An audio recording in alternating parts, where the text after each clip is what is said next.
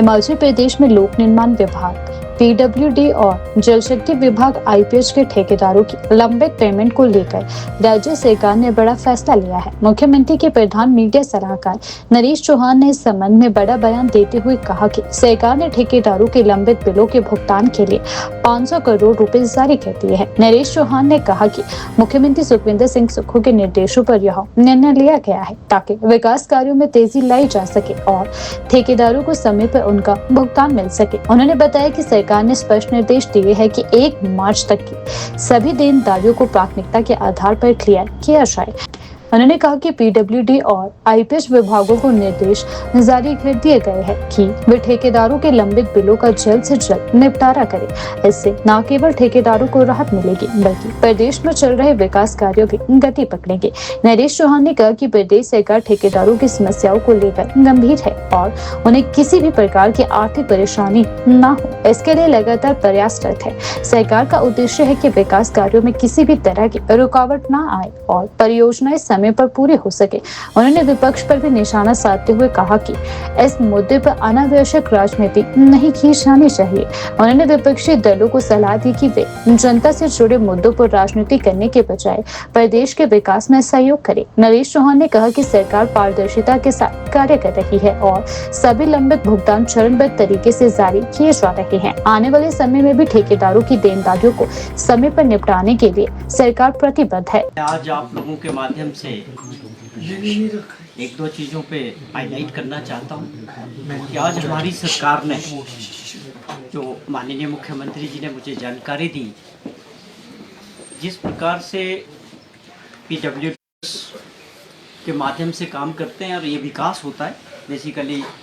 विकास के साथ वो भी जुड़ते हैं, काम करते हैं। उनकी जो पेमेंट्स को लेके आज 500 करोड़ रुपया सरकार ने एलओसी के तौर पे जारी किया है वित्त विभाग ने माध्यम से देना चाहता हूं, क्योंकि मैं देख रहा था कि विपक्ष के नेता की टिप्पणियां कि प्रदेश की फाइनेंशियल पोजीशन को लेके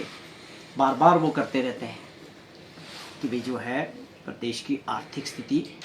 अच्छी नहीं है। मुझे लगता है कि विपक्ष के नेता को बजाय इसमें खुशी मनाने के सहयोग की बात करनी चाहिए थी कि आरडीजी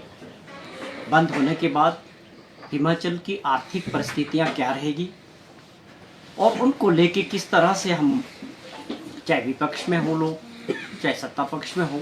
हिमाचल के हितों की लड़ाई को मिलजुल के, प्रदेश के लोगों की लड़ाई को, भविष्य की बात की है कि कैसे मिलकर लड़ेंगे, उसकी तरफ विपक्ष ने कोई ध्यान नहीं दिया और उसको गंभीरता से नहीं लिया। वो अपने आप में दुर्भाग्यपूर्ण है और ये चीज़ें हिमाचल प्रदेश के इतिहास में दर्ज हो गई कि जब ऐसी चीज़ें हो रही थी प्रदेश के हित के साथ और भविष्य के लिए, तब कौन लोग क्या कर रहे थे, चाहे वो विपक्ष में थे या उनकी क्या जिम्मेवारियां थी। वो लोग जो डबल इंजन की बात करते हैं सरकार की, जिनकी भारत सरकार में सरकार थी, और जो चुने हुए लोग नुमाइंदे थे, मेंबर ऑफ पार्लियामेंट, उन लोगों ने उस वक़्त प्रदेश के लिए और प्रदेश के हितों के लिए क्या किया। तो ये बातें तो निश्चित तौर पे हिमाचल प्रदेश के इतिहास में दर्ज होगी। मैं देखता हूँ कि कल परसों भी मुझे ये जानकारी मिली कि हमारी जो इंचार्ज हैं रजनी पाटिल जी, जो हिमाचल प्रदेश की प्रभारी हैं, जबकि वो member of parliament Rajya Sabha Himachal से नहीं है, लेकिन लगातार हिमाचल प्रदेश के हितों को लेके उन्होंने परसों भी इस बात का जिक्र किया पार्लियामेंट के अंदर कि 1500 करोड़ रुपए की जो बात माननीय प्रधानमंत्री जी ने आपदा के दौरान खुद हिमाचल प्रदेश में आके की थी, क्या उसके एवज में हमको कोई पैसा मिला उन 1500 करोड़ के, बस जो देश के प्रधानमंत्री जी ने खुद बात की। हम ये हमारा भी सवाल है कि रजनी पाटिल जी जो मेंबर ऑफ पार्लियामेंट हिमाचल से नहीं है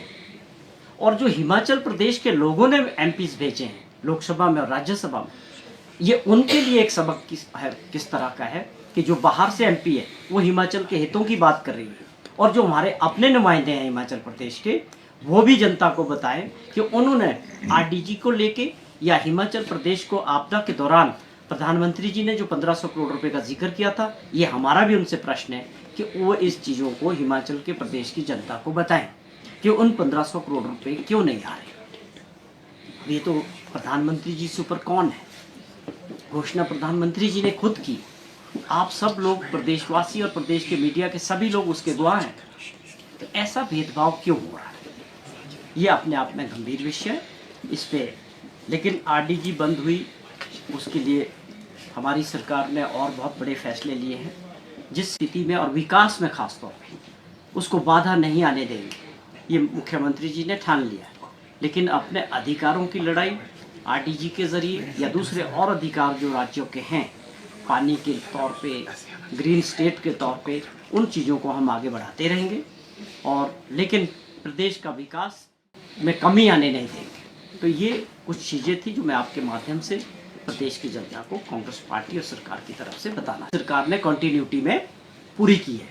लगातार जो परिस्थितियां थी, आर्थिक परिस्थितियां, उसके बाद चैलेंजेस के बावजूद वो पिछली सरकार की हजारों करोड़ रुपए की जो वर्क्स थे, उनकी जो देनदारियां छोड़ के गई थी और खजाना खाली था, वो भी पूरी की है। और आज का जो ये 500 करोड़ रुपया ये जो एलओसी जारी किया है, इससे जो है 1 मार्च तक की देनदारियां जो कॉन्ट्रैक्ट 3.25 साल की सरकार